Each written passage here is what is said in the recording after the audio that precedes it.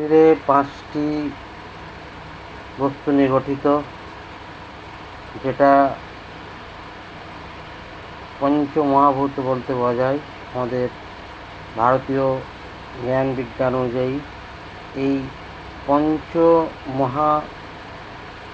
নাম হচ্ছে বাতাস, বায়ু, অগ্নি,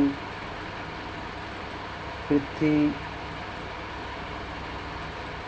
ধাতু এবং জল। এই 5টি